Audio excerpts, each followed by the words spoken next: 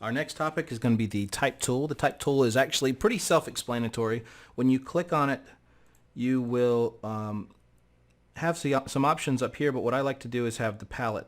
Okay, the palette right here shows you tons of different options for the type tool. Now, there's a couple of things that I want to talk about, and what I use primarily in Photoshop are types that I have downloaded from different foundries. There's a lot of great lists online of free fonts, and I try to use fonts that aren't necessarily the most obvious ones like Arial and Helvetica and Times New Roman. And the best advice I can give you is never ever use Comic Sans for anything, or don't use Papyrus or any of these cheesy fonts. Go out and learn just a little bit about fonts, and you just copy other people who say this is a nice font. You say, okay, well, you like it, then okay, that's horrible advice. Sorry. Okay, so what I'm going to do is there's two ways at this very basic level, there's two ways that you can start writing. One is just to click. And now you've got this little cursor and you can start writing. Yabba, dabba, do. Okay?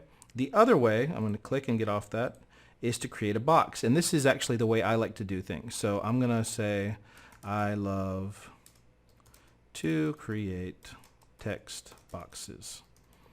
And the nice thing about that is when you're working in a space, you can just kind of like move this around to, work with that space.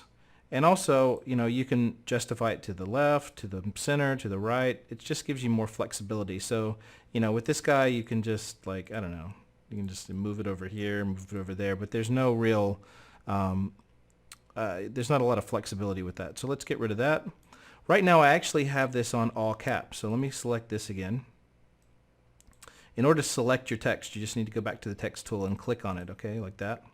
Now I've got this in all caps, so right here this is all caps. So let me click on that, and this will actually give me everything in capital and lowercase.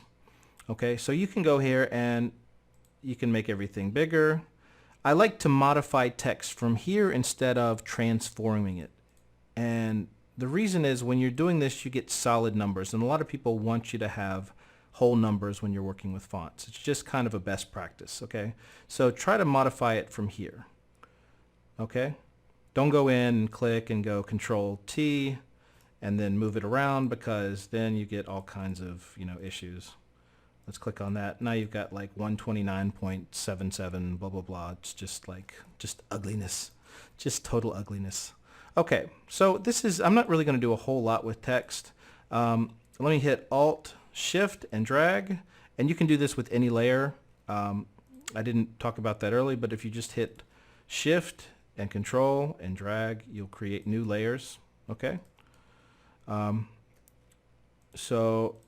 then you can go over here. You can either choose what font you want over here, and I've got tons and tons of fonts.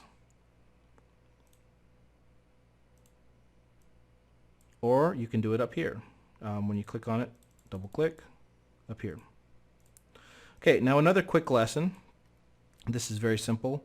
If you're creating a website or a document where you need to just add a bunch of dummy text, you are going to want to use lorem ipsum text, okay? So I've copied that from a website called lorem, lorem2.com, and now I'm going to, the standard size for a font in web design is 16 pixels, okay? 16, where am I at? Okay, 16, here you go. 18, I'm going to move that, 18, 17, 16, and I'm going to put this at Open Sans. Okay, and I'm going to click Control C, Control V. Okay, what just happened? That looks terrible.